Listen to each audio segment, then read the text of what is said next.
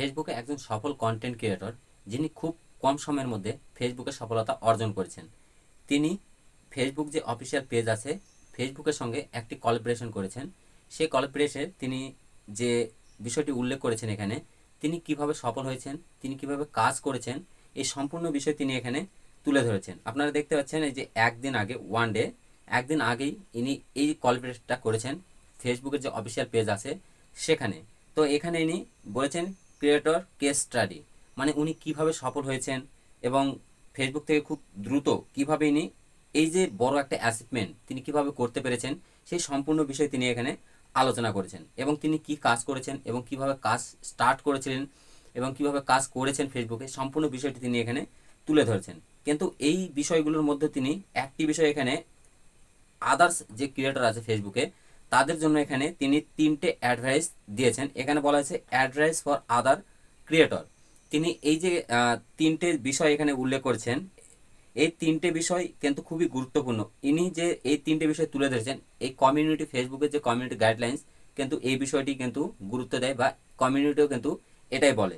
তো তিনি এখানে খুব সুন্দর করে বুঝিয়েছেন তিনটে বিষয়। আপনি যদি ফেসবুকে সফল হতে চান এবং খুব দ্রুত মনিটাইজেশন পেতে চান এবং একজন সফল কন্টেন্ট ক্রিয়েটর হতে চান, তাহলে কিন্তু আপনাদেরকে এই তিনটে বিষয় মেনে কাজ করতে হবে এবং এই তিনটে বিষয় মাথায় রাখতেই হবে। তো তিনি এখানে কি কি বলেছেন সেই বিষয়ে আজকে আলোচনা করব এবং আপনাদের সামনে পুরো বিষয়টাকে এক্সপ্লেন করব যে এখানে তিনি কি বলেছেন।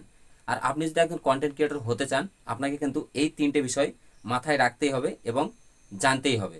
তিনি খুব দ্রুত সফলতা পেয়েছেন। এখানে অনেক কথা বলেছে, এত দূর আমরা যাব না বা এত কথা আমরা দেখবো না, কারণ এত কিছু বলতে গেলে এই ভিডিওটা কিন্তু অনেকটা লং হয়ে যাবে।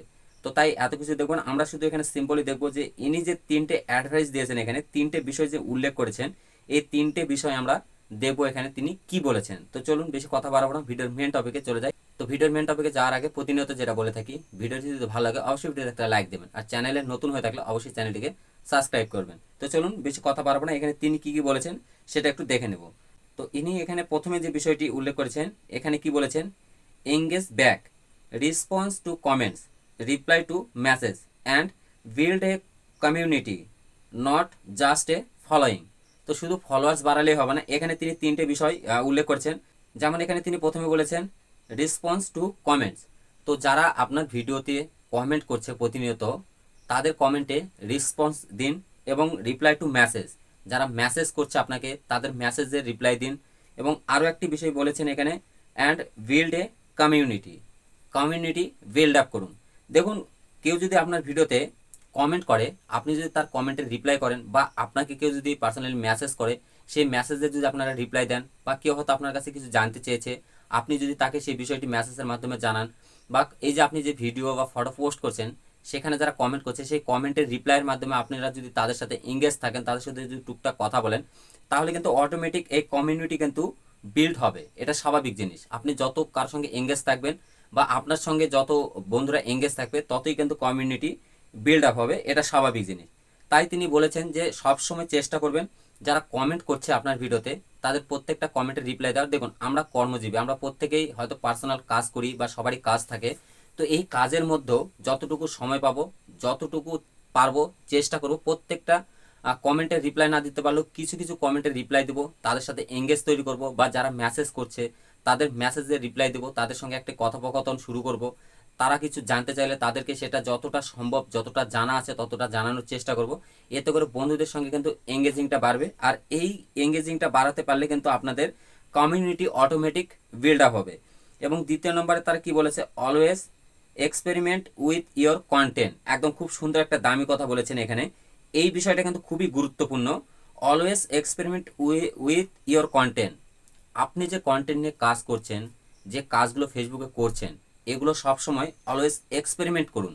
আপনার অডিয়েন্স কি চাচ্ছে, আপনার অডিয়েন্স কি ধরনের ভিডিও চাচ্ছে, তারা কি ধরনের পোস্ট চাচ্ছে, তারা কি জানতে চাচ্ছে আপনার কাছে, এই যে বিষয়গুলো যেগুলো কাজের ফাঁকে ফাঁকে আপনাদেরকে কিন্তু এই বিষয়টি মাথায় রাখতে হবে, এক্সপেরিমেন্ট করতে হবে আপনার নিজের কন্টেন্টে।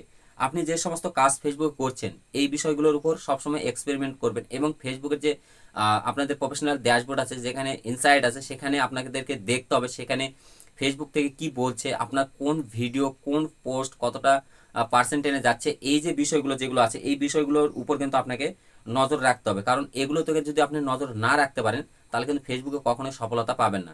আর আপনারা যদি এই এক্সপেরিমেন্টটা যদি ঠিকমতো করতে পারেন, বা আপনার অডিয়েন্স যেটা চাইছে সেটা যদি আপনার অডিয়েন্সকে আপনি প্রোভাইড করতে পারেন, দিতে পারেন, তাহলে কিন্তু অবশ্যই খুব তাড়াতাড়ি খুব দ্রুত আপনি ফেসবুকে সফলতা অর্জন করবেন, ফলোয়ার্স গেইন করতে পারবেন এবং খুব তাড়াতাড়ি কিন্তু মনিটাইজেশন পাবেন ফেসবুক থেকে।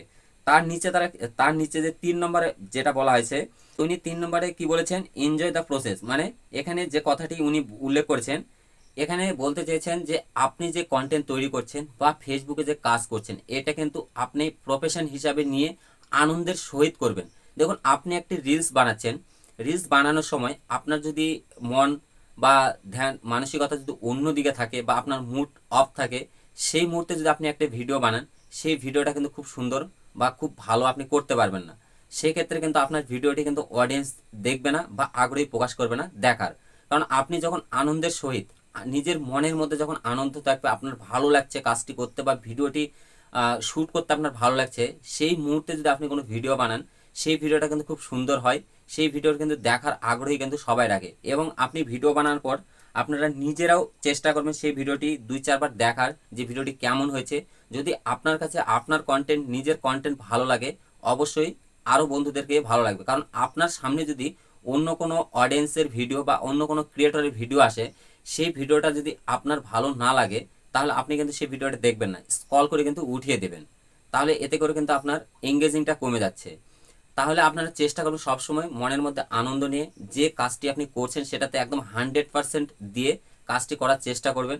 তাহলে সেই কাজটি কিন্তু সফলতা খুব তাড়াতাড়ি আসে এবং খুব তাড়াতাড়ি কিন্তু আপনি সফল হতে পারবেন। ইনি কিন্তু 3 নম্বরে এই কথাটাই বুঝিয়েছেন, এনজয় দ্য প্রসেস। মানে আপনি যে কাজগুলো করছেন এগুলো এনজয়ের সঙ্গে করুন, আনন্দের সহিত করুন। যখন আপনার হয়তো মুড অফ আছে বা অন্য কোনো চিন্তা আপনার মাথায় আছে, তখন দরকার নেই ভিডিও বানানোর বা কাজ করার, আপনি পরে করুন। যখন আপনি ভালো ফিল করছেন, আপনার মনের মধ্যে আনন্দবোধ আসছে, সেই মুহূর্তে আপনি ভিডিও বানান, সেই মুহূর্তে ফেসবুকে কাজ করুন, সেই মুহূর্তে কোনো পোস্ট করুন। তাহলে দেখবেন সেই পোস্টগুলো, সেই ভিডিওগুলো কিন্তু ফর ইউতে যাওয়ার চান্স থাকবে এবং অডিয়েন্স কিন্তু সেই ভিডিওগুলো দেখবে আনন্দের সহিত, তারাও কিন্তু দেখবে, লাইক করবে, কমেন্ট করবে এবং শেয়ারও করবে তারা। তাই উনি এই 3 নম্বর সেই কথাটি বুঝেছেন। তো খুব সুন্দর এখানে 3টি অ্যাডভাইস উনি দিয়েছেন, যে এই 3টে অ্যাডভাইস, এই 3টে বিষয় যদি আপনারা মাথায় রেখে ফেসবুকে কাজ করতে পারেন, ডেফিনেটলি খুব তাড়াতাড়ি আপনারা মনিটাইজেশন পাবেন, ফেসবুকের সফলতা অর্জন করবেন এবং ফলোয়ার্সও অনেক গেইন করতে পারবেন। তো চেষ্টা করবেন সবসময় এই 3টে বিষয় মাথায় রেখে কাজ করার। এখানে তিনি যে 3টে বিষয় উল্লেখ করেছেন, এই 3টে বিষয় সবসময় মাথায় রাখবেন এবং মাথায় রেখে কাজ করবেন, তাহলে আপনিও একদিন এরকম সফল হতে পারবেন। তো আজকের ভিডিওটি এই পর্যন্তই। যদি ভিডিওটি ভালো লাগে অবশ্যই ভিডিওতে একটা লাইক দেবেন, চ্যানেলে নতুন হয়ে থাকলে অবশ্যই চ্যানেলটিকে সাবস্ক্রাইব করবেন। তো আজকে এই পর্যন্তই, আবার দেখাচ্ছে নেক্সট কোনো ভিডিওতে। ততক্ষণ ভালো থাকবেন, সুস্থ থাকবেন।